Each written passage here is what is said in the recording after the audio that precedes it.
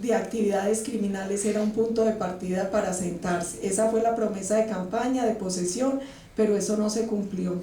¿Por qué es importante para mí ese tema? Porque es difícil hacer que la ciudadanía confíe en un proceso de paz cuando no ve gestos de paz. Es muy difícil hacer que el ciudadano común apoye un proceso cuando ve que las FARC continúa secuestrando, asesinando y desplazando ciudadanos, campesinos, matando soldados, policías. Eso dificulta que uno crea en la paz.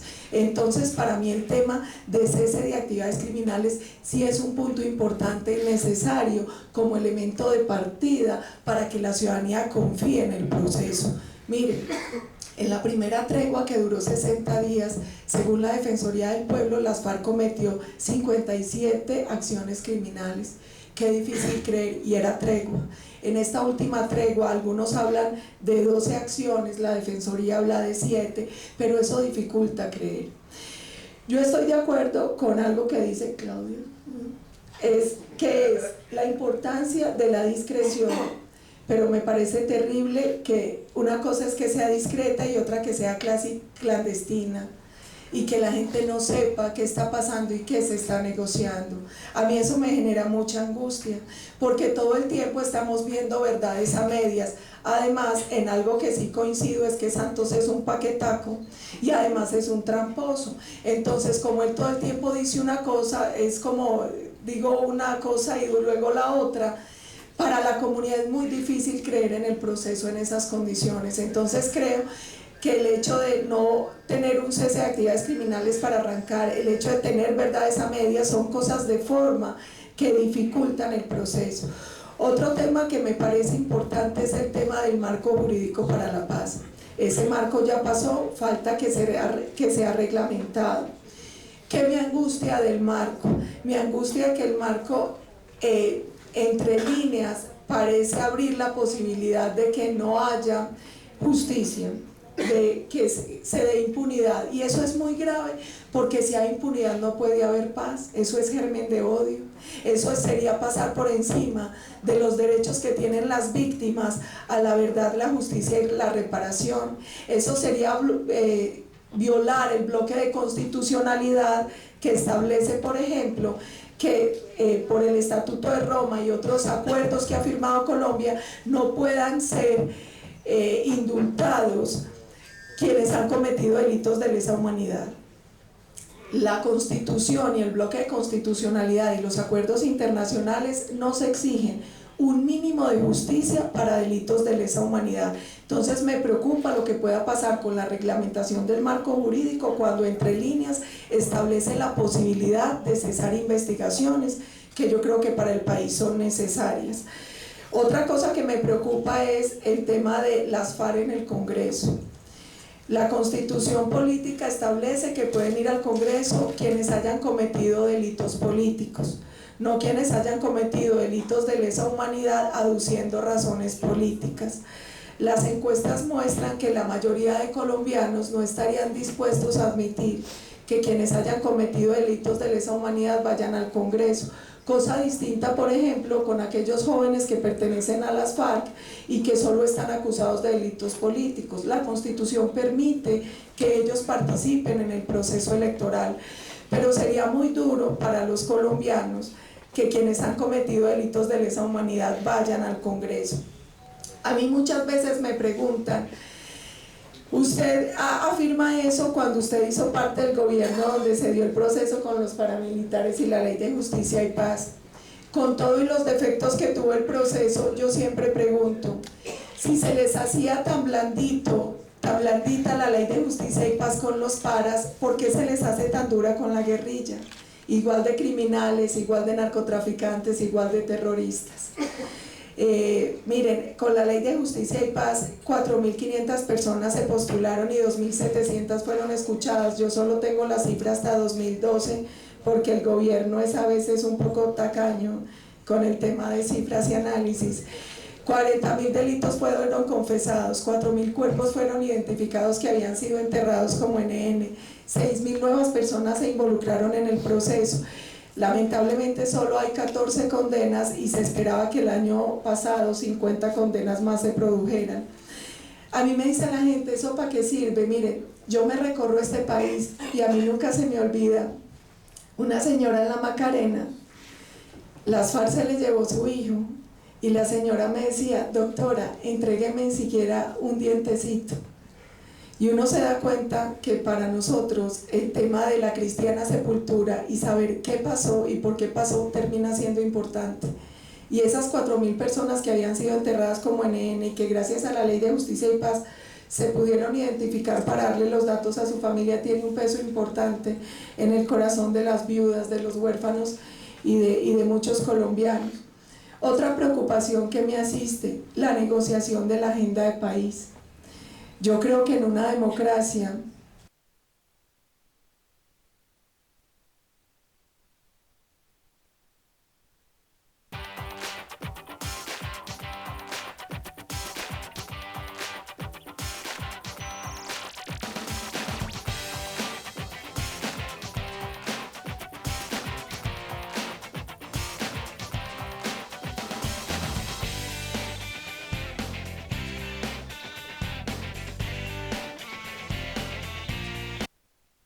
FARC durante casi 60 años han intentado imponer a punta de fusil un modelo de país. Los colombianos heroicamente han resistido. ¿Por qué tenemos que permitir que se nos imponga ahora desde La Habana? ¿Por qué no lo discutimos todos? ¿Por qué no lo discutimos sin armas? ¿Por qué no lo discutimos dentro de la institucionalidad y desde la democracia? A mí ese tipo de cosas me angustian. Entonces, frente al proceso de paz, yo tengo muchas dudas en la forma y en el fondo. Tengo dudas por temas semánticos como si va a haber entrega o simplemente dejación de armas.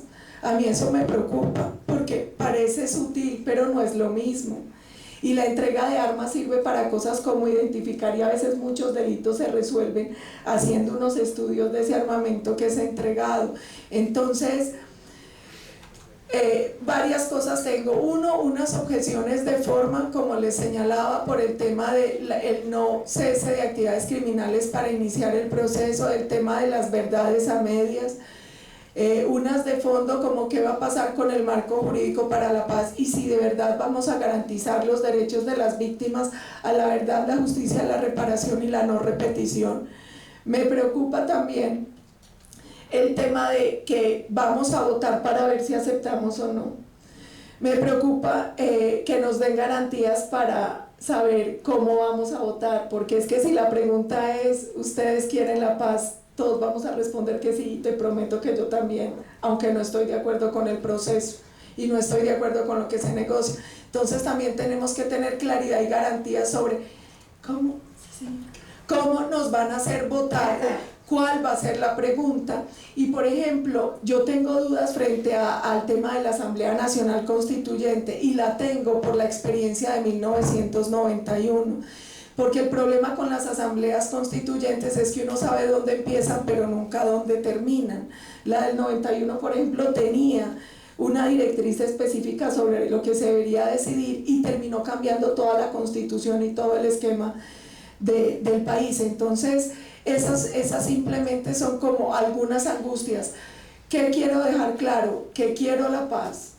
Voy a luchar hasta que me muera por la paz, porque yo no creo que los colombianos, teniendo el país que tenemos, merezcamos seguir derramando sangre como hasta ahora lo hemos hecho, pero tampoco creo en una paz de mentira ni de papelito como lo señalaba Claudia. Yo creo en una paz que implique justicia, que implique respeto a los derechos de las víctimas, una paz donde no se negocien los temas fundamentales de país. Eso se tiene que negociar en una democracia con las personas como ustedes, que no están armadas y que desde la institucionalidad están dispuestos a dar el debate. Y creo que es muy dañino pretender macartizar esta elección entre amigos y enemigos de la paz, porque eso es ligero y no es cierto.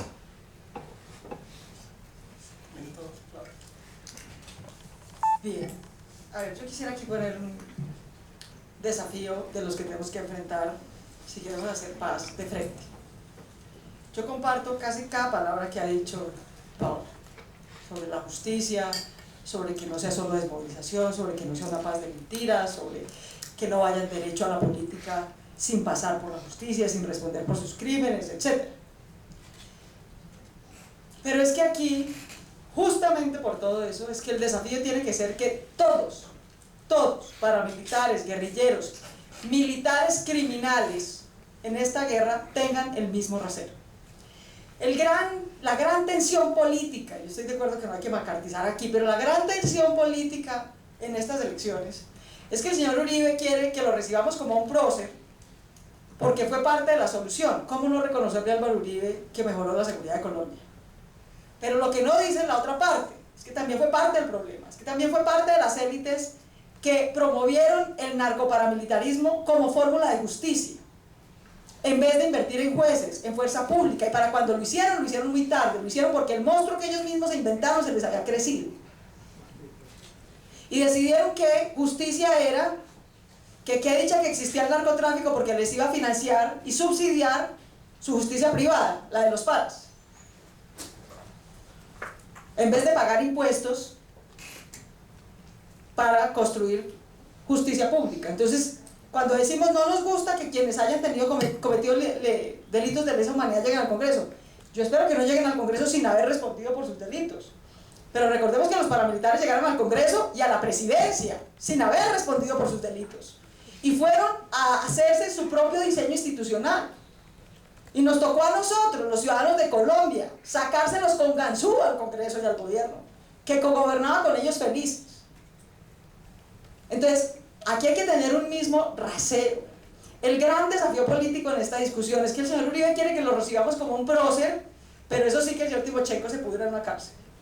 Y el señor Timochenko quiere que lo recibamos como un héroe revolucionario del pueblo, pero eso sí que el señor Uribe se pudra en la Corte Penal Internacional.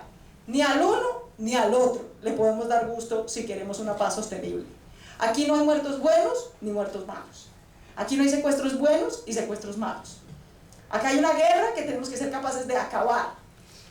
Y para acabar esa guerra tenemos que tener un mecanismo de justicia transicional, que seguramente va a tener poquita cárcel, mucha verdad, dejar ese negacionismo. Aquí ahora ningún ganadero financió el paramilitarismo, ninguno nos cayó del cielo, pues. Aquí nadie lo financió, lo armó, lo estructuró, le dio plata. No, nos cayó del cielo. No, aquí tenemos que tener verdad todos. Decir que los ganaderos, terratenientes, muchos políticos como Álvaro Uribe promovieron el paramilitarismo, negar eso es como negar que las FARC secuestran. Y si seguimos en ese negacionismo, cada uno con su versión, tratando de ser pues el bueno de la historia, no vamos a lograr construir eso que Paola y yo decimos querer. Entonces, aquí tenemos que tener un mismo rasero. Yo propondría esa idea. Primero, un mismo rasero para todos. Para todos es para todos. Para los Ritualojo del Río, para los mancusos y para los timochencos. Para los parapolíticos y para los farpolíticos. Tiene que haber un mismo rasero de justicia. Primero. Segundo, claro que la paz sí consiste en que se negocien los grandes temas del país. Mi gran ilusión con la paz, y en eso podemos estar de acuerdo con Paola, mi gran ilusión con la paz no es lo que se está acordando en La Habana. Con todo respeto, yo creo que yo terminé más revolucionaria que las FARC. Uno mira qué ha acordado las FARC. Las FARC, la mitad de los acuerdos es que se cumplan leyes que ya están expedidas. En eso consiste la mitad de los acuerdos, tanto en participación política como en desarrollo agrario hoy en día. A mí me hincha, yo creo como cualquier colombiano, que tengamos que negociar con un grupo armado ilegal, llámese M-19, llámese paramilitares o llámese FARC, unas reformas del país. Obvio que eso debería negociarse con nosotros, los ciudadanos desarmados. De manera que mi gran ilusión con la paz es que a pesar del sapo que vamos a tener que tragar, pues de tener que aguantarme los señores en La Habana, etcétera, haciendo unos acuerdos, mi gran ilusión con la paz es la paz que va a venir después de La Habana. ¿Por qué en La Habana no va a haber grandes acuerdos revolucionarios ni dramáticos? Porque una negociación entre enemigos, como la que está ocurriendo en La Habana, que se han tratado de exterminar el uno al otro sin lograrlo, pero se han tratado de exterminarse a través nuestro, consiste en darse lo menos posible a cambio de que el otro deje las armas. Lo menos posible. De ahí no van a salir las grandes transformaciones democráticas de Colombia. Pero de ahí sí va a salir que nos podamos quitar la razón y también la excusa de las FARC. La maldita excusa de las FARC que todo lo justifica en este país. No miremos la corrupción porque hay FARC. No miremos los falsos positivos y el narcoparamilitarismo porque hay FARC. No miremos la acumulación de riqueza y la inequidad porque hay FARC.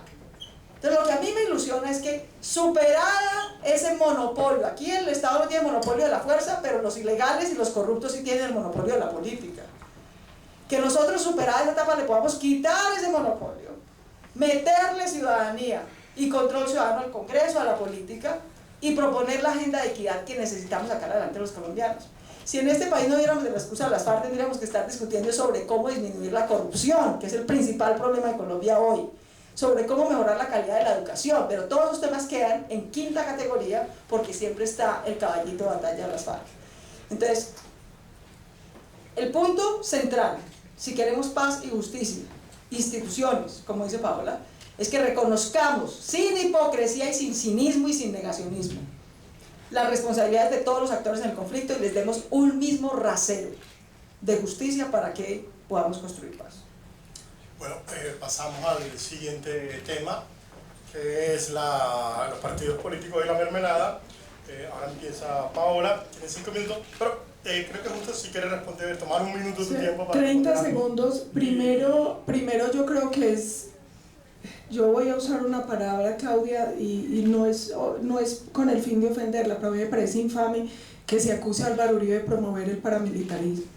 Y todo lo que quieran investigar, investíguenlo, y todo lo que quieran hacer, háganlo, nadie lo ha impedido. Colombia tiene paramilitares hace muchos años, y el único gobierno que los combatió, que extraditó, que produjo bajas y se preocupó por el tema fue el de Álvaro Uribe Vélez.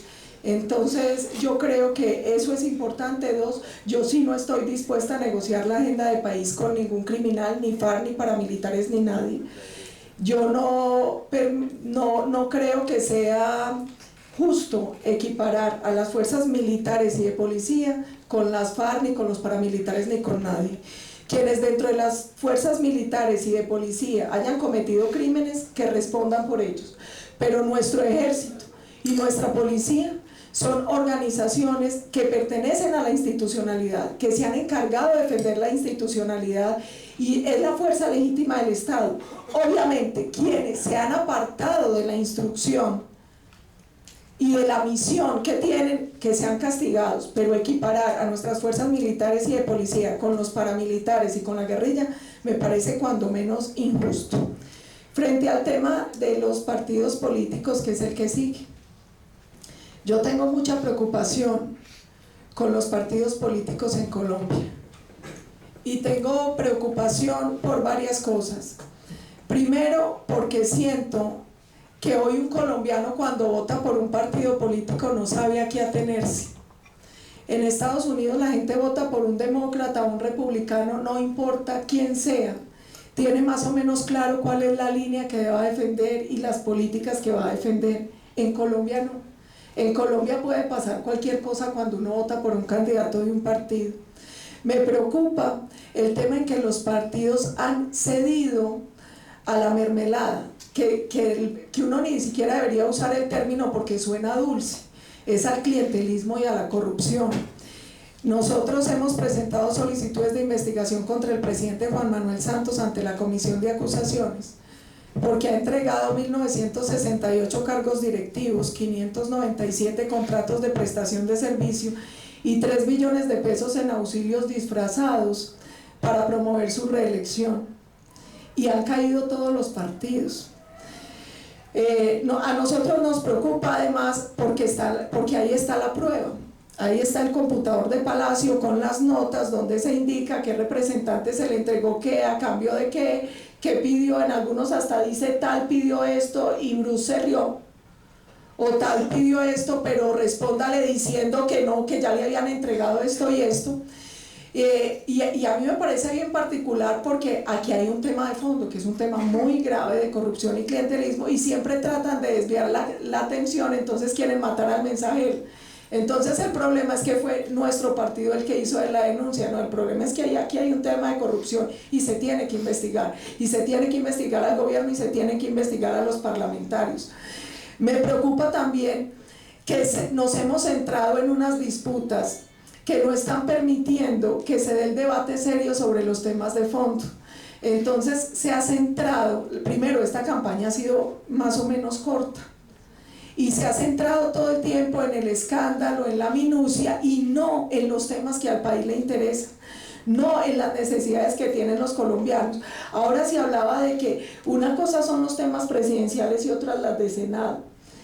Eso puede que sea cierto, pero no para el ciudadano de a pie. Porque de hecho en el recorrido que uno hace por todo el país, la gente no tiene claro qué hace un congresista, la gente no tiene claro qué hace un presidente, la gente no tiene esa diferenciación, la gente tiene clara cuál es su angustia y su preocupación como colombiano, qué quiere que pase en el país, pero no sabe, no diferencia qué le puede resolver quién. Y de hecho no, es un voto que no es tan consciente, el del Congreso. Yo les pregunto a ustedes, levante la mano el que se acuerde por quién votó para la Cámara en la elección pasada. La mayoría no. Entonces, eso más o menos muestra cómo es la cosa. La gente no tiene tan clara cuando participa en el tema de Congreso. Nos ha faltado hacer pedagogía democrática para que la gente entienda cuáles son las funciones de un congresista.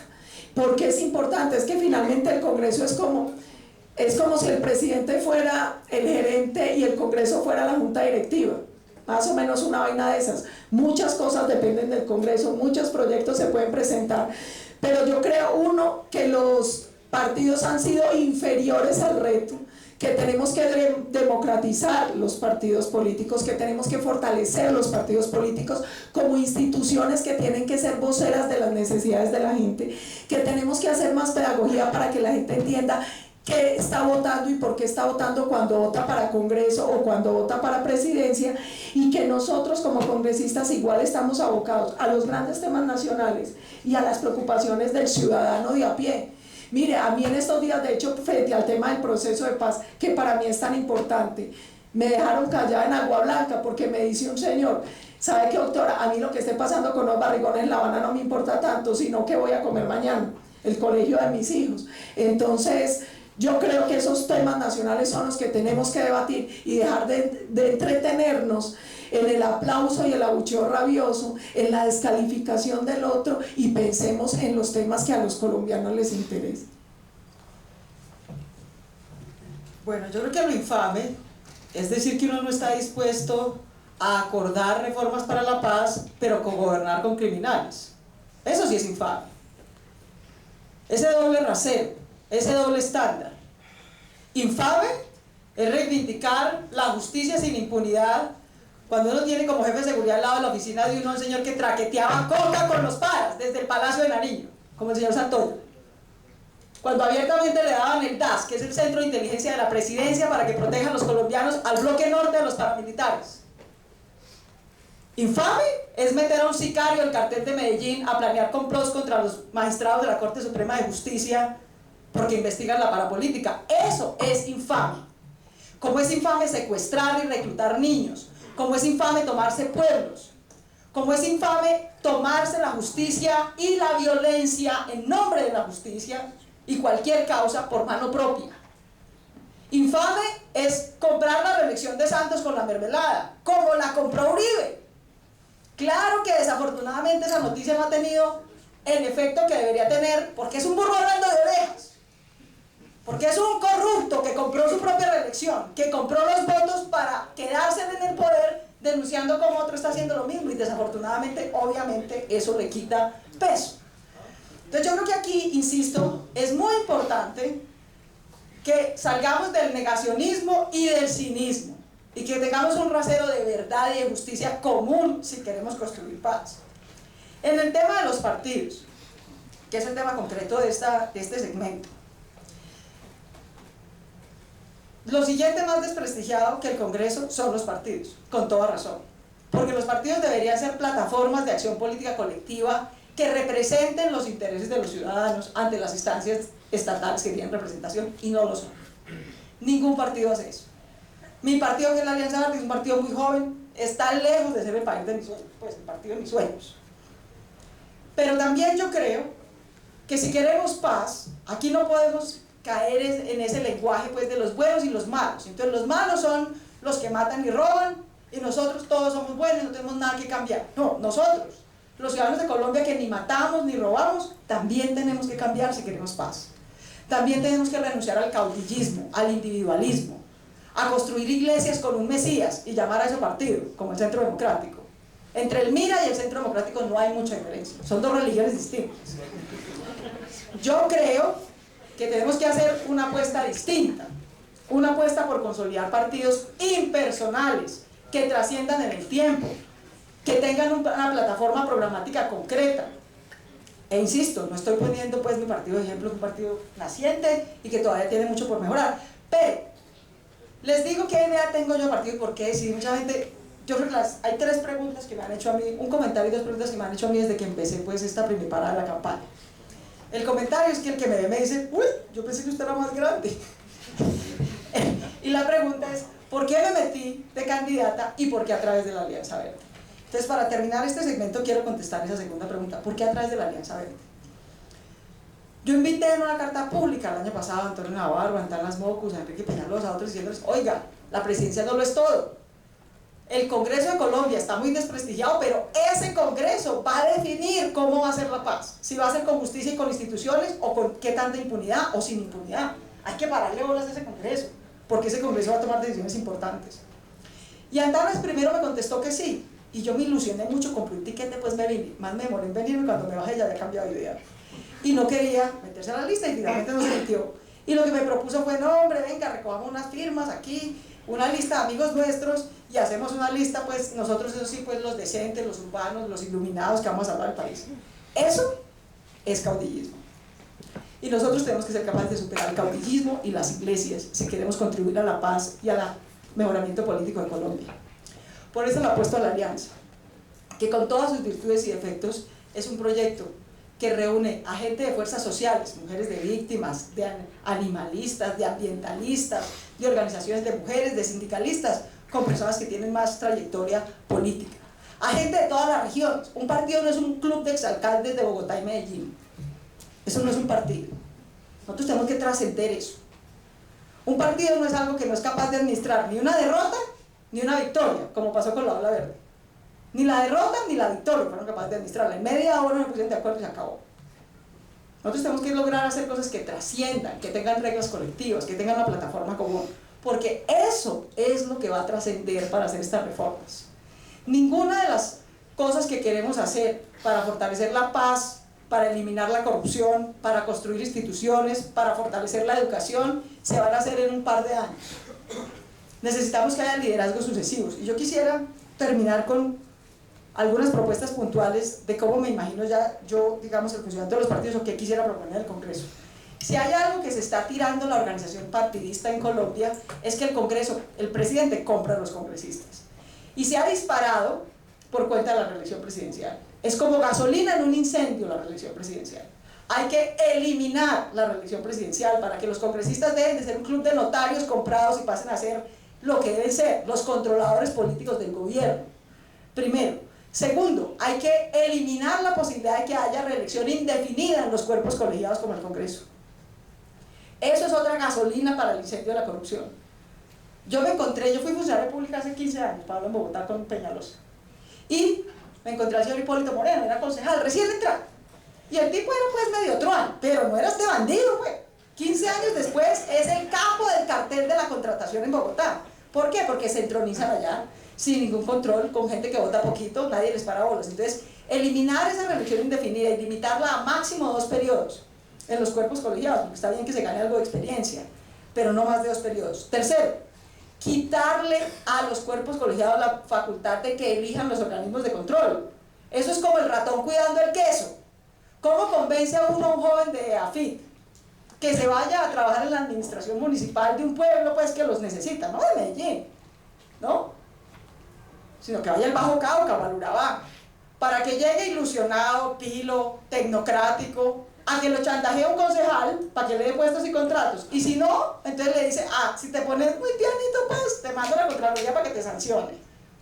Así esto no funciona, esos son centros de extorsión y chantaje, quitar eso es fundamental también para la política. Y por último, yo preferiría partidos, y creo que se fortalecerían partidos donde no haya voto preferente, donde haya democracia interna en los partidos y los partidos tengan que escoger por métodos democráticos internos el orden de su lista y el ciudadano vote por la lista. Pero vote por democracia interna, no por iglesias con mesías. Muchas gracias. Bueno, No somos una iglesia, somos un movimiento de ciudadanos que espera ser partido con los votos de los colombianos. El Centro Democrático es un partido nuevo, es un movimiento nuevo, que solo si pasamos el umbral vamos a ser partido y sé que lo vamos a pasar. No tenemos un Mesías, tenemos a Álvaro Uribe Vélez que durante 8 años gobernó el país y a la gente le gustó cómo gobernó. Y que tiene una visión y unas políticas de por dónde tiene que ir Colombia, y nosotros estamos defendiendo esos 5 pilares. Nosotros vamos a trabajar por la seguridad, la inversión, la política social, el Estado austero y el diálogo popular. Nosotros tenemos unos principios éticos. Nosotros tenemos unas propuestas que las pueden consultar en nuestra página web www.centrodemocratico.com. Nosotros somos un partido serio que además está agrupando personas de todos los sectores, académicos. Mire, alguien como yo seguramente no podría llegar al Congreso si no fuera en esta lista cerrada de este partido, porque yo he estado en la academia y he estado detrás de muchos dirigentes en América Latina, pero nunca había sido candidata. Entonces nosotros somos un partido nuevo, un partido que defiende unos pilares, un partido que tiene una clara doctrina, un derrotero hacia dónde quiere ir, un partido que tiene vocación de permanencia, vocación de poder, un partido que le ha estado semanalmente entregando al país unas propuestas claras sobre los temas de fondo de la nación, y nosotros tenemos eso que usted aspira, Claudia, una lista cerrada. Una lista cerrada porque la gente no va a votar por caudillos, la gente no va a votar por tal o cual, la gente va a votar por una plataforma programática, va a votar por unos principios cuando vota por el Centro Democrático. No va a votar por personalidades que quieren construir pequeñas parcelas de poder y que después con esas parcelas van a ir a negociar puestos o van a ir a negociar preventas. Nosotros somos un partido además que lucha porque los partidos en Colombia se fortalezcan. Vuelvo y digo, una de las cosas que a nosotros nos duele es ver unos partidos débiles, unos partidos antidemocráticos y unos partidos que no tienen responsabilidad política sobre quienes están ahí. Unos partidos donde las comisiones de ética no están funcionando y unos partidos donde a la hora de votar el ciudadano nunca sabe por qué está votando. La propuesta de nosotros tiene personas de todos los sectores, de todos los estratos, de todo el país. Tiene gente que tiene un sueño común y tiene gente que quiere una mejor sociedad, pero que no equipara la sociedad con los criminales. Nosotros queremos un partido que trabaje con una cosa clara, y lo probamos durante el gobierno. Quien mejor conoce los problemas y las soluciones son los ciudadanos de a pie. Para eso nos servían a nosotros los consejos comunales, los consejos de seguridad y los talleres que permanentemente hacíamos, o las reuniones con sindicatos y trabajadores. Las mejores políticas no las diseñan tecnócratas desde las oficinas en Bogotá. El ciudadano que ha padecido la dificultad conoce su problema y ha pensado 1000 veces la solución. Por eso nosotros defendemos el diálogo popular, porque cuando la gente es la que prioriza en qué se invierte y no el parlamentario, que ya no es parlamentario sino contratista, y lo que se encarga es de hacer gestión y se va donde el alcalde y le dice: alcalde, tengo tanta plata, ¿usted qué quiere? No, una cancha, listo, contrátela con este en el 20 o el 30, como pasa en ciertas regiones de Colombia. De eso no se trata lo que nosotros queremos. Nosotros queremos, a través del diálogo popular, como lo venimos haciendo y como lo he hecho yo personalmente en los últimos 2 años, construir un programa para los colombianos por el cual vamos a rendir permanentemente cuentas dándole la cara. Funciona más el Power People que el PowerPoint. Mire, cuando uno le está dando la cara a la gente, es imposible que lo engañen, porque a veces cuando uno está en el gobierno, en el Congreso o en el Ejecutivo, como me tocó a mí, está como Heidi la niña en la pradera. Los ministros todo el día le dicen a uno que todo está bien, que el puente ya está, que el acueducto ya está, y cuando uno va a las regiones se da cuenta que eso es mentira. Para eso sirve el diálogo popular, pero eso requiere un esfuerzo de los partidos, requiere un contacto permanente con la gente y un contacto serio, no el contacto promesero, no el contacto de cada 4 años que hacen tradicionalmente los partidos en Colombia. Yo he ido a regiones, a Montes de María, a zonas en el sur del país donde la gente me dice: mire, ellos vinieron hace 4 años por los votos y ahí están llamando otra vez a los líderes, pero nunca más vinieron. nunca más dieron la cara. Dentro de los principios éticos que nosotros estamos defendiendo como partido es que vamos a hacer un compromiso para visitar cada vez las regiones, volver a hacer esos consejos para volver a darle la cara a la ciudadanía, el diálogo popular que permite tener más claridad sobre los problemas y cómo solucionarlos, asumir responsabilidad política de cara al ciudadano, incrementar la confianza del ciudadano en las instituciones políticas. Hoy la última en confianza es el Congreso. ¿Cómo recupera uno esa confianza? Cuando tiene congresistas haciendo la tarea, dando la cara y combatiendo la corrupción en todas sus formas. Y de eso se trata. Y obviamente eso es lo que nosotros estamos ofreciendo hoy desde el Centro Democrático. Bueno, vamos a la tercera parte que tiene que ver ya con la legitimidad de las actuaciones del procurador Ordóñez. Ahora empieza Claudia. A ver, yo creo que hay como 3 o más debates distintos, la verdad que hay que tratar de distinguir por lo menos. Yo creo que hay un problema estructural de diseño en la Procuraduría. Primero, es un organismo anómalo, digamos, anómalo y excepcional, lo tiene Colombia, prácticamente no lo tiene ninguna otra democracia del mundo. Cuando trata de explicarle a alguien afuera que tiene procurador y cuál es la diferencia entre el procurador y el fiscal, o entre el procurador y el defensor del pueblo, es realmente confuso. Cuando uno hace, digamos, política comparada encuentra eso. Entonces, la primera reflexión que yo haría es si el resto del planeta puede ir sin procuraduría, ¿por qué es tan importante en Colombia? ¿Y qué es lo que se necesita y para qué es que necesita que exista realmente? En eso yo acojo las tesis muy juiciosas de justicia del profesor Rodrigo Pribny, que con mucha razón y precisión ha explicado por qué buena parte de las funciones que tiene la Procuraduría realmente en un sistema como el nuestro acusatorio le corresponden es a la Defensoría, que es la cenicienta del sistema. Es un sistema de justicia muy desbalanceado, con una fiscalía cada vez más fuerte y mejor financiada, por fortuna, pero una defensoría pública, que es la otra parte, cada vez más débil pues, y financiada pues, con cooperación internacional. Es una vergüenza que tengan que venir pues, los gringos y los noruegos a invertir en nuestra justicia porque nosotros no pagamos los impuestos que se necesitan para tenerla. Entonces yo diría que hay una reforma estructural. Buena parte de las funciones de Procuraduría Judicial, de representar gente en procesos, que se presta es para lo que ha servido en los últimos años, no solo con Ordóñez sino antes, y es para interferir a través de la Procuraduría en beneficio de los políticos que están siendo judicializados, que son amigos del gobierno del procurador de turno. Es decir, para interferir descaradamente en la justicia, porque ahí no hay independencia. Entonces ahí hay una reforma estructural. En buena parte de esas funciones de Procuraduría Judicial que le deberían corresponder es a la Defensoría del Pueblo, primero. Segundo, otra reforma estructural es esta, digamos, código disciplinario hiper ambiguo, ¿no? Que determina, yo creo que en buena hora, el tribunal, no solo uno, no solo dos, sino 3 tribunales de justicia distintos le recordaron al señor Ordóñez que la política pública no se disciplina, que él no es el encargado de decir si le gusta la política pública de basuras de Bogotá o no, que para eso existe la política y las urnas, y que son los ciudadanos en las urnas los que deben decidir si escoge una política pública o si escoge otra. Ahí hay un abuso de poder, creo yo. Hay un abuso de poder por unas normas ambiguas, y la ambigüedad es muy peligrosa en derecho. No es excepcional, pero es peligrosa. Y aquí está ocurriendo, creo yo, en buena medida, algo así, y es que la ambigüedad de las normas del Código Disciplinario permiten disciplinar cualquier cosa de cualquier manera, además con un proceso de única instancia, lo cual, digamos, es violatorio de garantías. Entonces ahí hay unos, digamos, problemas estructurales con los sin Ordóñez que yo creo que hay que reformar en el caso de la Procuraduría.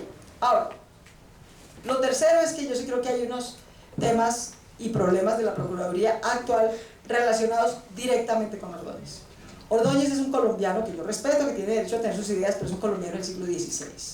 Es un señor que todavía no ha entendido que la promesa fundamental de la democracia es que todos vamos a ser reconocidos y tratados como iguales ante la ley. Y que no ha entendido el pequeño detalle, primera norma constitucional, que este es un Estado laico, no confesional.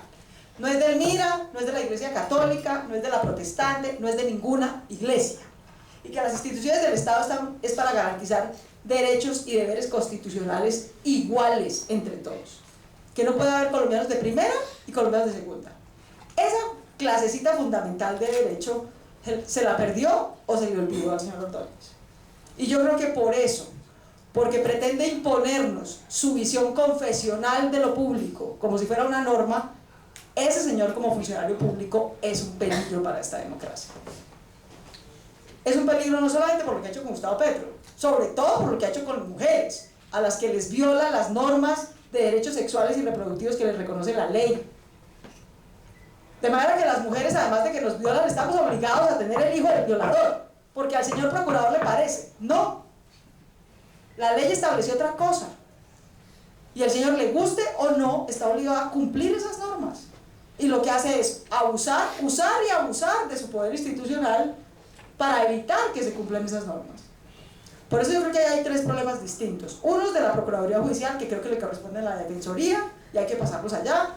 Unos del Código Disciplinario, que permite un uso arbitrario de la aplicación de esas normas disciplinarias. Y uno concreto con el señor Ordóñez, que, valga recordar, todo lo que se puede eternizar en el poder se corrompe. Yo creo que Paola es una colombiana excepcional, espero que le vaya muy bien en el Congreso. Si Paola se queda 30 años en el Congreso sin ningún control público, se corrompe. Si yo me quedo indefinidamente en el Congreso sin ningún control público, me corrompo. Punto. Ese no es un problema de DNA, es un problema de diseño de las instituciones. El Procurador General de la Nación se puede reelegir indefinidamente. Ordóñez ya compró una vez su reelección. Ordóñez, que tiene que cuidar el erario público, fue a comprar con la misma mermelada de Santos, sin ninguna diferencia, igualito, con puestos y contratos de la Procuraduría, fue y compró voto por voto su reelección. Y lo va a volver a hacer, si es que nosotros no llegamos al Congreso y como ciudadanos libres, como colombianos demócratas, somos capaces de impedir eso. Bueno, hay un tema macro que a mí me parece fundamental y es el tema de la justicia. Colombia está en deuda con una reforma estructural y seria frente al tema de justicia. Nosotros necesitamos una justicia pronta, eficaz y transparente. Nosotros hicimos el cambio del sistema penal inquisitorio y al acusatorio, pero cambiamos solo la forma y no entendimos que el cambio del sistema requería un cambio profundo en la mentalidad de los operadores del sistema. Y eso ha llevado al caos que hoy estamos viviendo. Yo creo que es importante, uno, lograr que el 100% de los colombianos tenga acceso a la justicia. Colombia es un país de más de 1000 municipios y solo 83 tienen casas de justicia. Tenemos muy poquitos centros de atención e investigación a víctimas de violencia intrafamiliar, de violencia de delitos sexuales. Solo hay 27 centros para delitos sexuales y 29 para violencia intrafamiliar. La justicia va ligada al tema del problema carcelario. Nosotros hoy tenemos una enorme dificultad con el hacinamiento y la falta de capacidad de los centros carcelarios y penitenciarios para hacer centros de resocialización.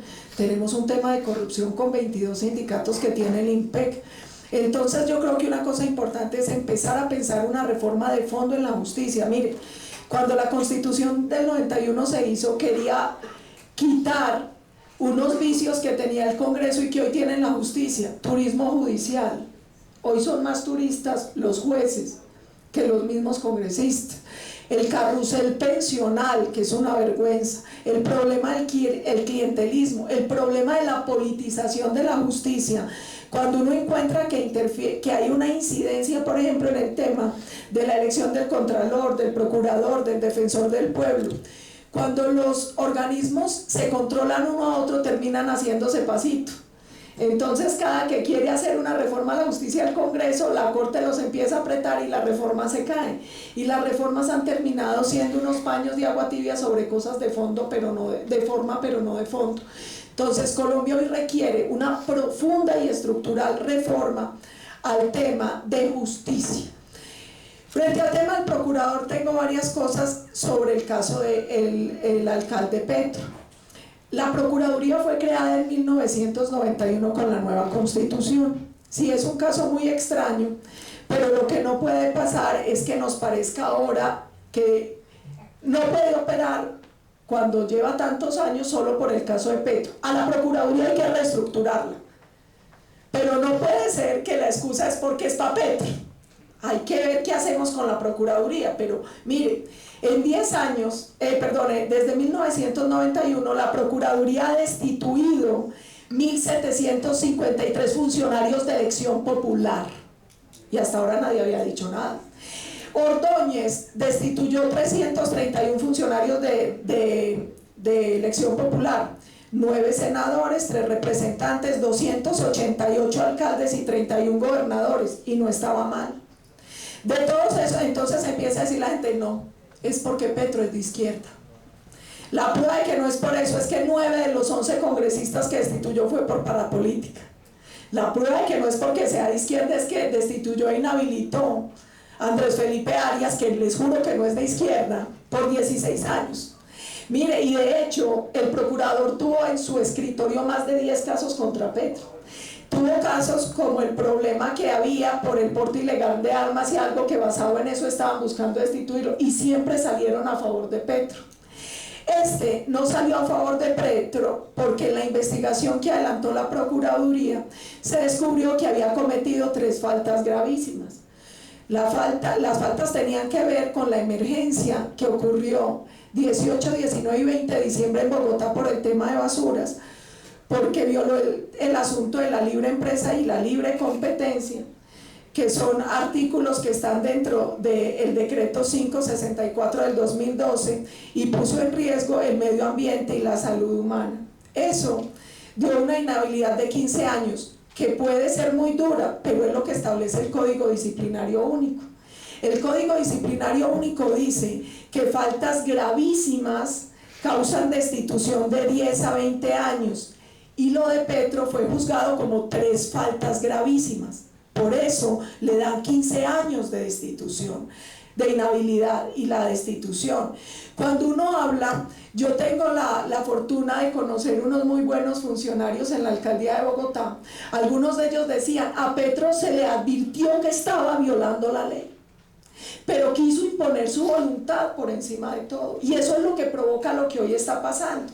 Entonces, ¿qué es importante resaltar? Uno, si hay que cambiar, hacer modificaciones a la Procuraduría, que se haga, pero que no sea porque es pa' Petro, porque eso no está bien.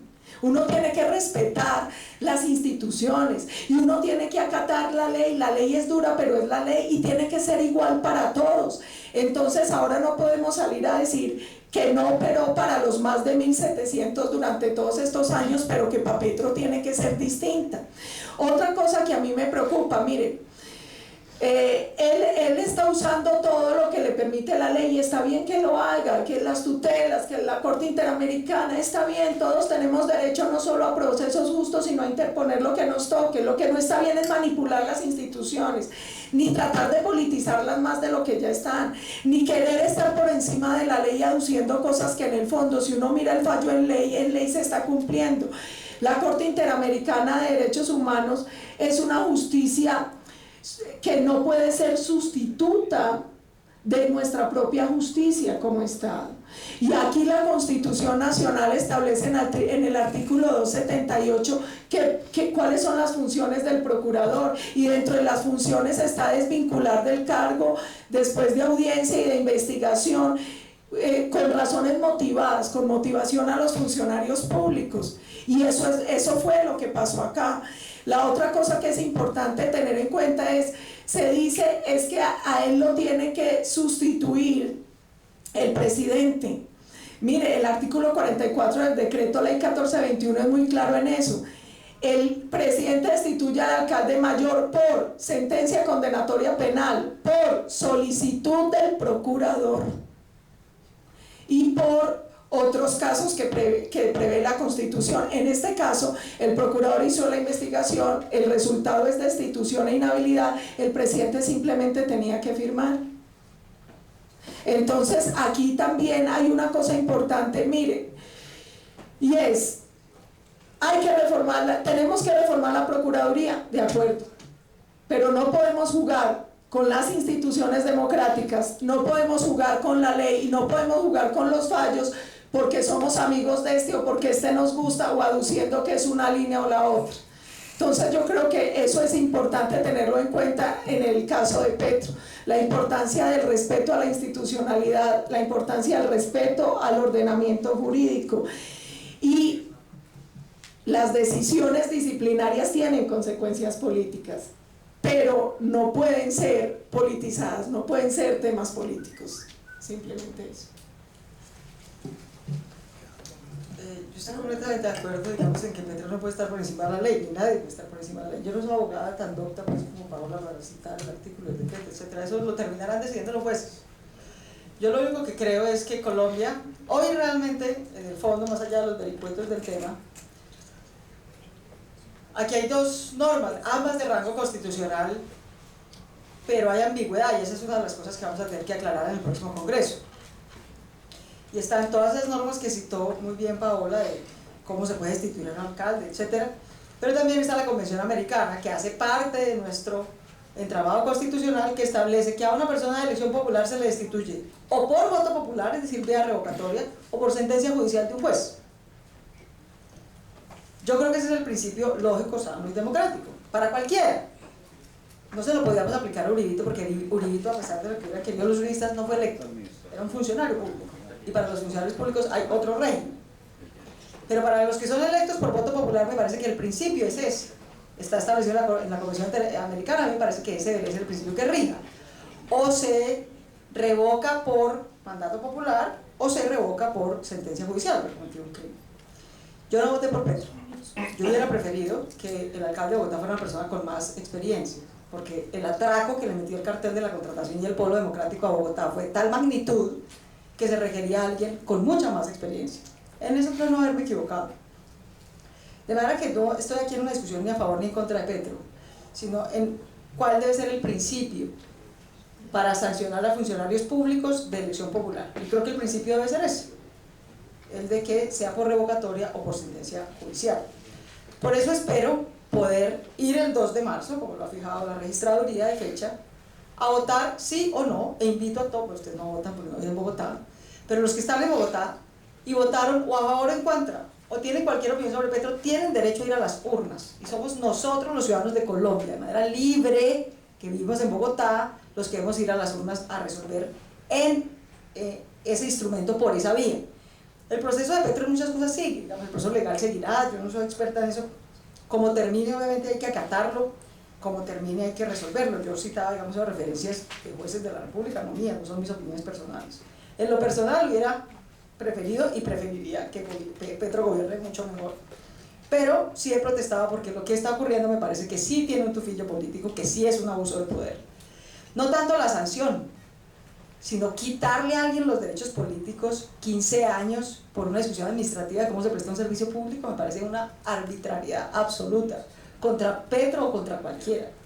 Me parece muy difícil invitar a alguien que sea funcionario público para decirle, si no eres infalible, te quitamos el derecho a ser ciudadano de Colombia. Ese no me parece, digamos, un principio. Yo no quisiera vivir en esa democracia, mejor dicho. Me parece muy difícil tener una burocracia que sea capaz de traer a los mejores con semejante amenaza y semejante arbitrariedad latente. Ese es todo el tema, en particular en lo de Petro, pero insisto, no voté por Petro ni estoy aquí defendiendo a Petro, estoy aquí defendiendo un principio público que, como bien dice Paola, debe aplicarse para todos por igual, para todos los de elección popular. No es lo mismo los que somos funcionarios públicos, que tampoco tenemos por qué estar sujetos a la arbitrariedad, pero es distinto.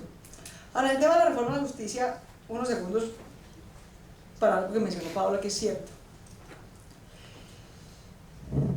Cómo me encanta oír a Paola comprometida con el tema de que haya justicia, porque yo, como decía al principio, creo que una de las grandes tragedias de este país es que en general las élites colombianas han preferido no invertir en justicia.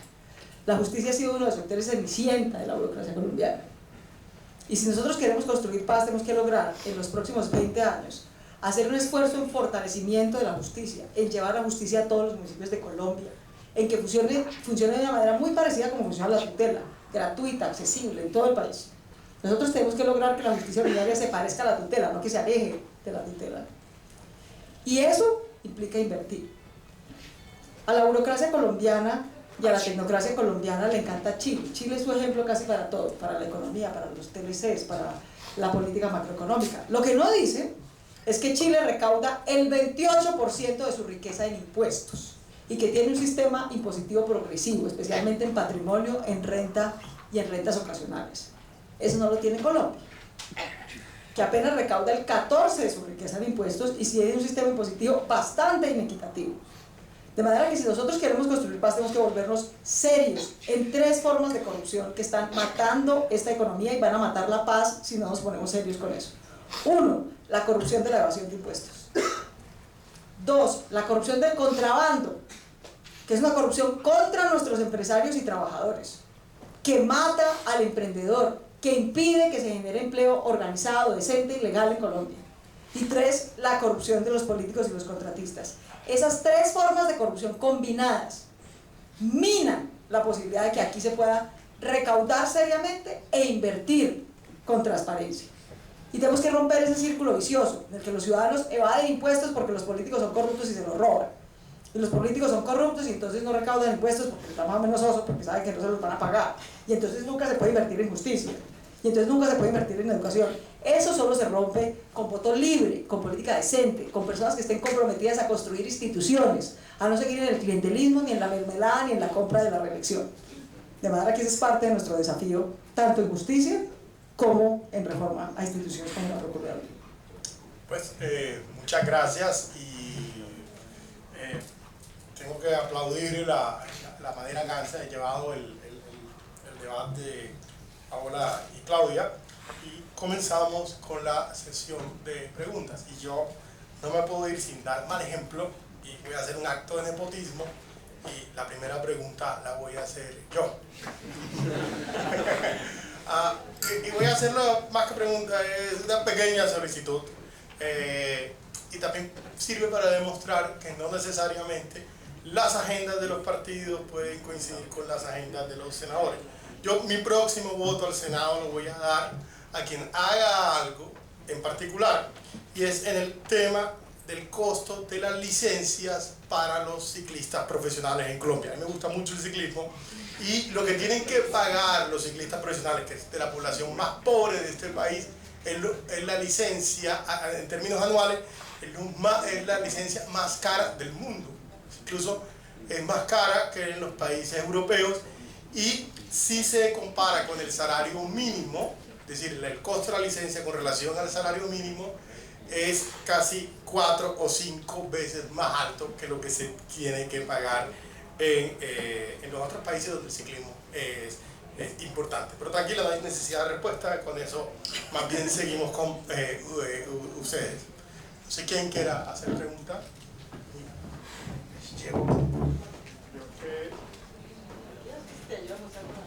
También me ayuda con el... Y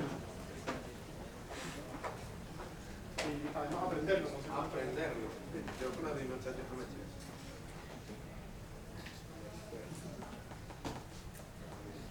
¿Os alcanza a oír desde allá? ¿No? Sí. Para la grabación. Pero la grabación de pronto... Pero tiene el micrófono, entonces... listo, perfecto, sí. Pregúnteme desde allá, sin problema. ¿Tú le Aquí repito la pregunta para que quede grabada.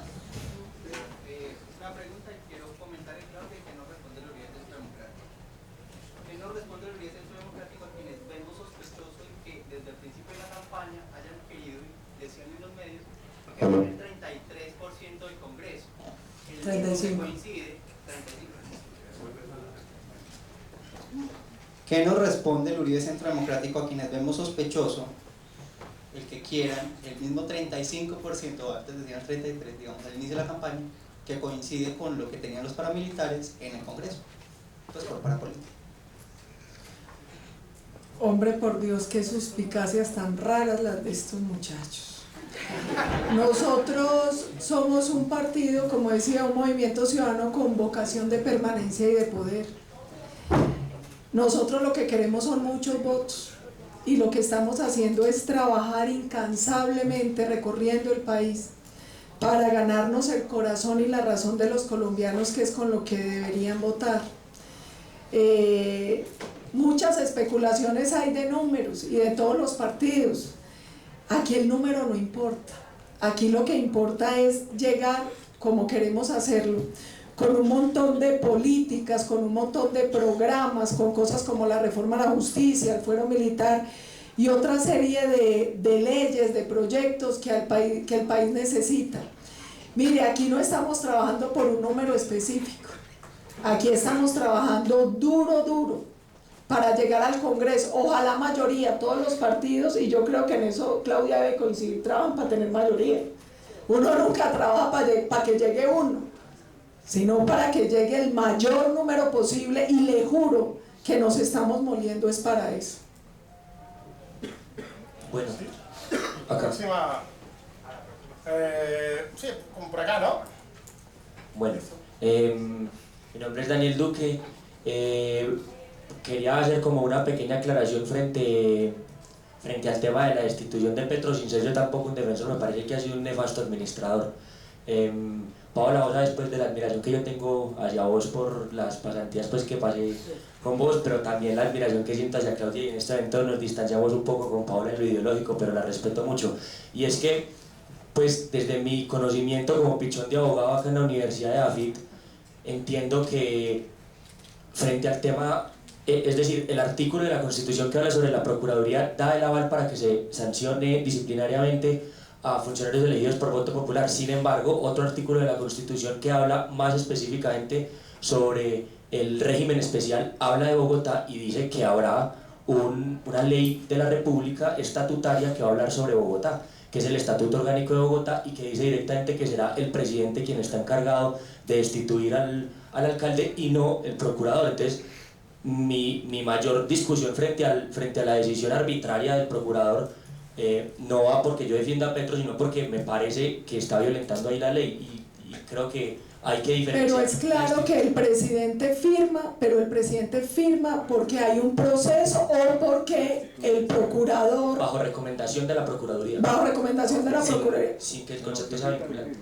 Pero aquí hay una cosa que es mi dificultad, con todos les funcionó menos con Petro, entonces Samuel Moreno y todos, y hay 3 faltas gravísimas. Es que esto no está inventado, y eso fue investigado, y es clarísimo. Mire, mi angustia es eso, es que uno no puede acomodar la ley o los procesos porque ahora es Petro.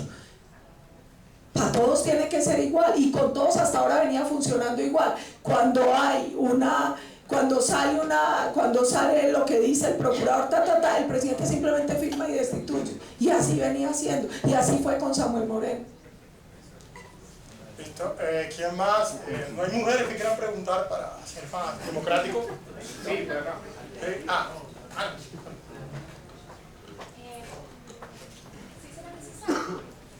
De pronto para la grabación. Sí. Ok, perfecto. No, pues para empezar, agradecerle a Paola que llame a los muchachos suspicaces, porque para eso venimos a la universidad, para volvernos suspicaces. Esa es la idea. Venir acá y dudar de todo. A eso venimos. Claro que es muy bueno, y yo fui docente. Por eso, entonces, Y los que han agradeciendo- estado conmigo saben que eso. Estoy agradeciendo que hayas decía. llamado así a los muchachos, porque eso para nosotros es un cumplido. Y a las dos, esta pregunta es para las dos. ¿Qué tienen en mente en cuanto a derechos reproductivos de las mujeres? En Antioquia especialmente tenemos un problema muy grande. Somos el departamento de todo el país que tiene más embarazo adolescente. Obviamente lo que se está implementando no está funcionando, no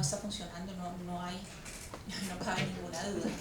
Y hay un ingrediente importante en lo que se está hablando de la Procuraduría, y es todas las trabas que se le está poniendo para que haya una práctica libre de la IVE. ¿Quién quiere responder primero? Yo decidí publicar este papelito resumiendo los 10 puntos que considero centrales en esta campaña para fortalecer la democracia, para defender los derechos y para que podamos construir una paz incluyente y transformadora para todos. El cuarto de esos 10 puntos se resume así: educación sexual para la vida, libre de violencias, abuso y discriminación. Vencer el embarazo adolescente, que es lo que nos va a permitir romper el círculo de la pobreza. Esto para decirte mi compromiso absoluto con que haya una política pública laica, constitucional, que eduque en la sexualidad para la vida, para el respeto, para el desarrollo humano. El embarazo adolescente es una tragedia en Colombia. En los últimos 10 años ha habido, según el ICBF, 77.000 embarazos adolescentes. Creo que un cuarto de ellos en menores de 14 años, lo cual quiere decir que son abiertamente violaciones desde el punto de vista legal. Y con la mojigatería y la imposición de doctrinas religiosas no se ha hecho una política pública seria, que eduque para la vida, que eduque para ejercer y primero para saber qué es el sexo, qué consecuencias tiene y cómo se debe ejercer de manera responsable, informada, educada. Ese es uno de los desafíos que tenemos para construir una sociedad más democrática, más incluyente, con mayor equidad. ¿Cómo vamos a tener equidad? ¿Cómo vamos a vencer la pobreza y la inequidad? Si a través de niñas terminamos reproduciendo el ciclo de la inequidad e incluso profundizándolo. Todos los estudios, nosotros que venimos a la universidad tenemos que hacerle caso a la ciencia. La ciencia nos ha enseñado en el último siglo muchas cosas. Entre otras cosas nos ha enseñado que el principal factor que determina las posibilidades de salir o no salir del ciclo de pobreza de un niño antes de nacer es la edad de su madre. La edad es uno de los mayores predictores de reproducción o rompimiento de ciclos de pobreza en la siguiente generación. Entonces este no es un tema menor, este no es un tema religioso, este es un tema de política pública, en la que yo creo que hemos avanzado, pero lo poquito que logra avanzar en términos de derechos sexuales y reproductivos de las mujeres, entonces se retrocede porque nos quieren imponer doctrinas religiosas desde las instituciones. Estamos bien atrasados, y en este departamento en particular, qué pena decirlo, estamos más atrasados todavía, por esa arraigambre, digamos, de esa doctrina religiosa y conservadora, muy respetable como doctrina social, pero no como doctrina pública. Como doctrina pública tiene que, digamos, prevalecer es lo constitucional, de manera que yo creo que tenemos que tener una política pública con plata, no solo una política pública con libros, sino una política pública con plata, que le dé a las mujeres desde muy niñas educación y formación en este tema, que les permita ejercer autonomía, que les permita a los jóvenes de Colombia ejercer el sexo de manera responsable. Nosotros tenemos que reducir, pero reducir sustancialmente el embarazo adolescente si queremos romper el círculo de pobreza, o de lo contrario vamos a seguir aquí, rezando rosarios y reproduciendo la inequidad, ¿no? De manera que yo sí entiendo que es un tema difícil, pero mi compromiso es total con plantear esos debates, con darlos con toda rigurosidad, con atender a la ciencia, con elaborar una política pública con financiamiento que atienda desde muy niñas los derechos sexuales y reproductivos de todas las mujeres de Colombia. Frente al tema de los derechos reproductivos de las mujeres hay varias cosas. Primero, la necesidad de educación para que puedan ser las decisiones libres y responsables. También el tema de, mire, cuando hablamos de mujeres, yo por eso hacía énfasis en la necesidad de los centros de investigación y atención de violencia intrafamiliar y violencia sexual. Pero además esto tiene que ir acompañado de un tema preventivo. El Estado no puede llegar a actuar cuando ya el daño está hecho. Entonces es importante el trabajo formativo para la decisión libre y responsable frente a la sexualidad de todas las mujeres en todas las edades. Es importante la protección de la mujer y sus derechos. Yo soy una mujer pro vida, pero también, como en el caso de Petro, la ley es la ley, y la ley estableció unos casos, y uno tiene que ser respetuoso de la ley, y eso sí no lo negocio. La ley, mire, hay cosas con las que yo puedo estar o no de acuerdo de la ley, pero mi obligación como demócrata es hacer cumplir y respetar la ley.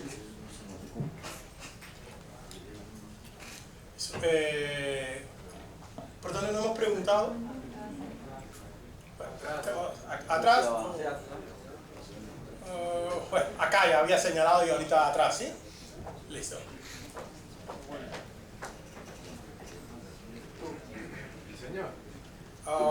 Pues Karen Sellazo, ya me da. No, los de atrás.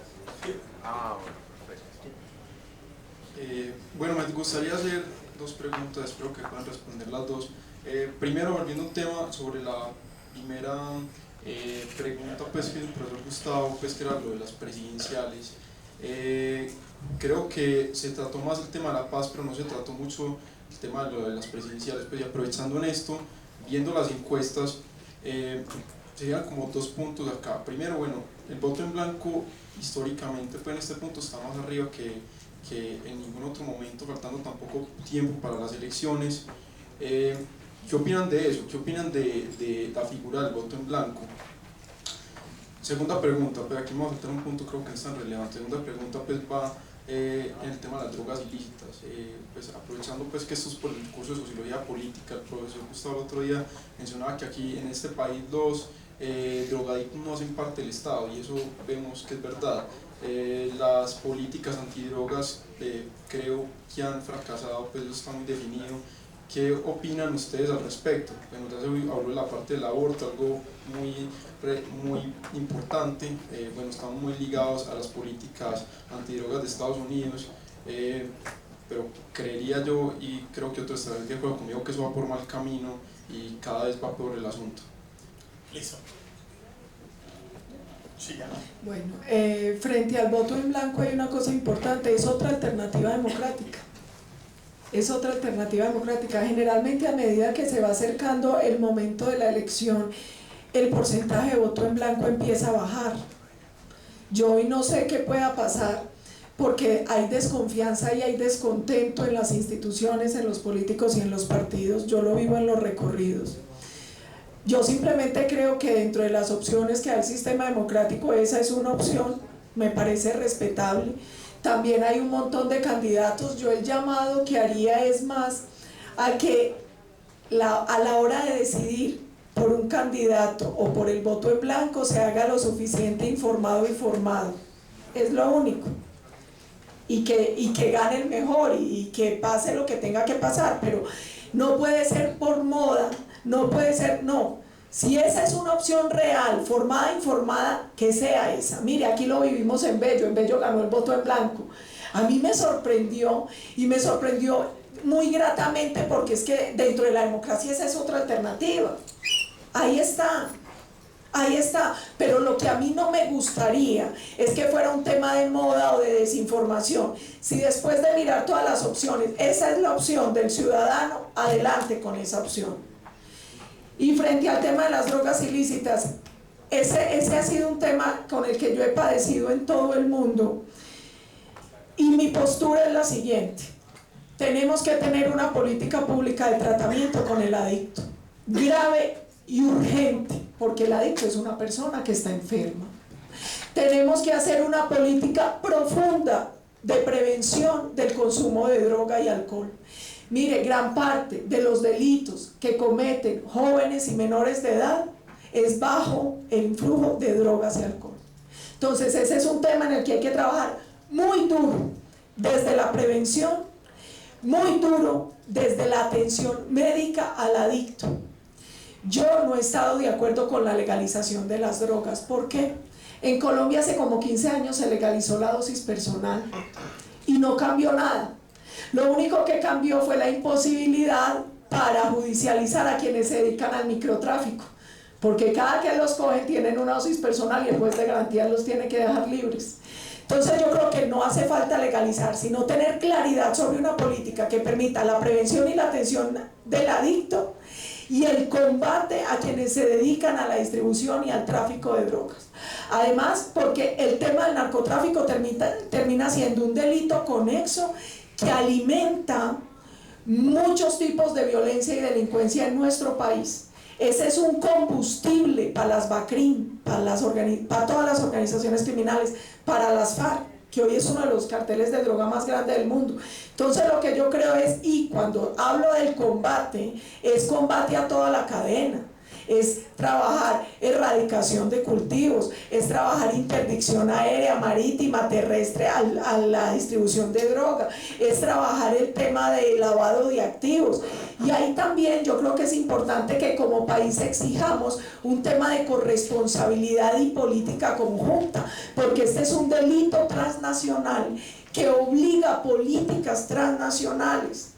Entonces, yo les doy un ejemplo. Cuando yo trabajaba con el expresidente Calderón, que tuvo que librar una dura batalla en México, nosotros teníamos un problema, mucha presión para que combatiéramos, y el 80% de los muertos en México los ponían las armas que entraban de la frontera americana. Entonces esto tiene que ser, como dirían los jóvenes, dando pajarito volando. Es que aquí hay un tema que obliga a consumidores y a productores, que obliga a toda la cadena de narcotráfico, y que siendo un delito transnacional obliga a tener políticas y estrategias transnacionales.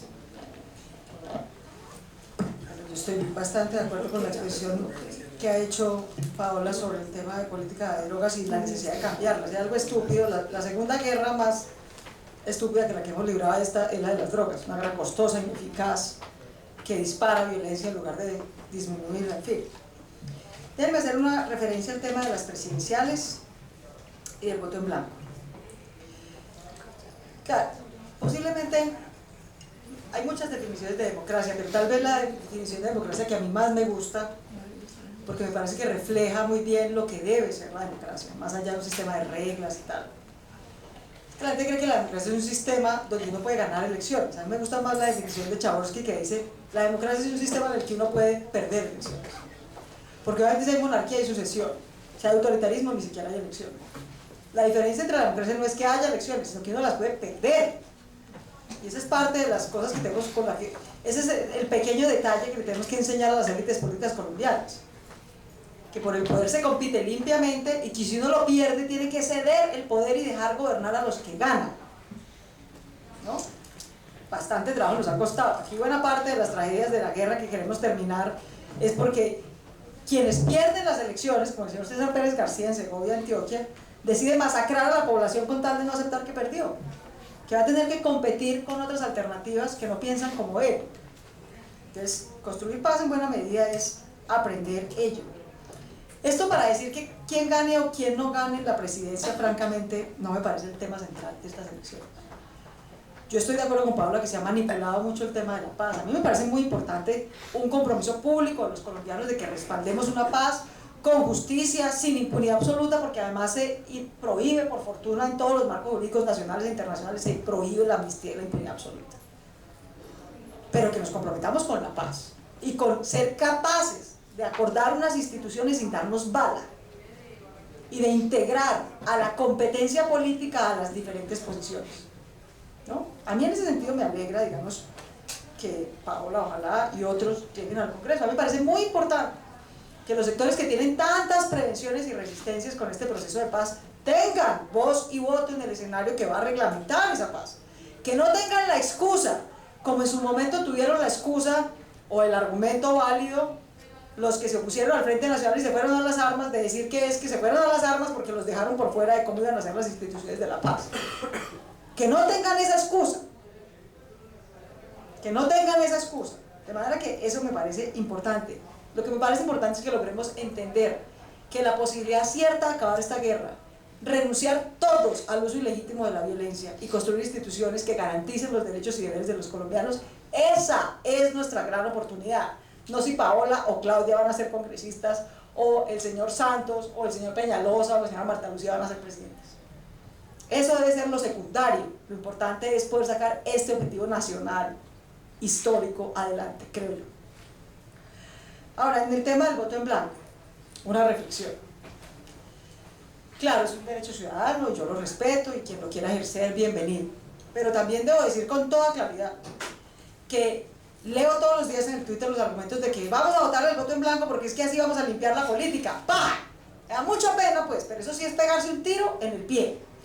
El voto en blanco no le quita un voto a las maquinarias clientelistas, ni a la mafia, ni a los carteles de la corrupción que promueven candidatos. No les quita un voto.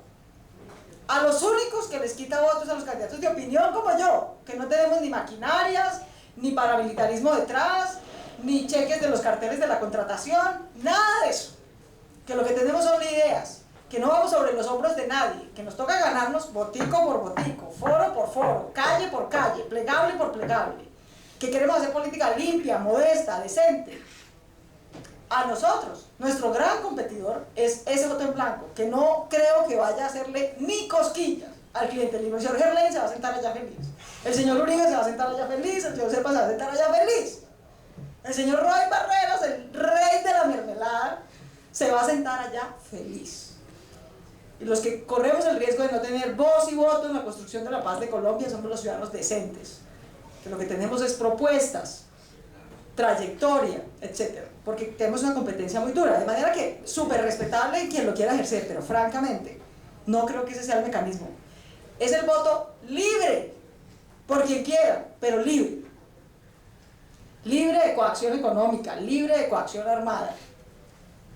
El voto libre es lo que va a transformar la política colombiana, no el voto en blanco. Lo quiero decir con toda claridad y con gran respeto, por supuesto, por quienes defienden el voto en blanco.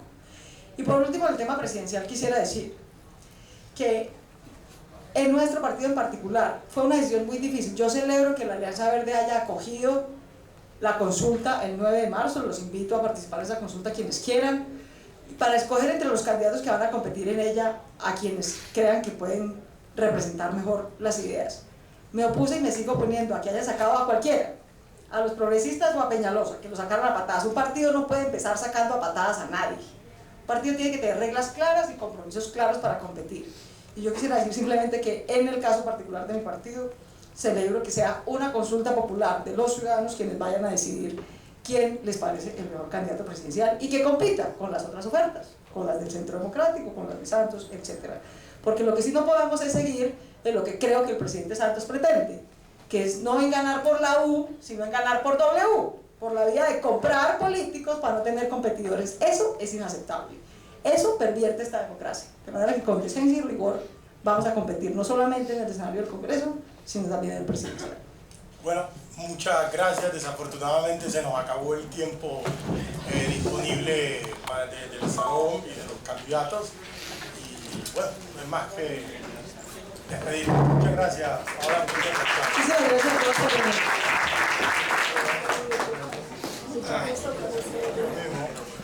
Diego.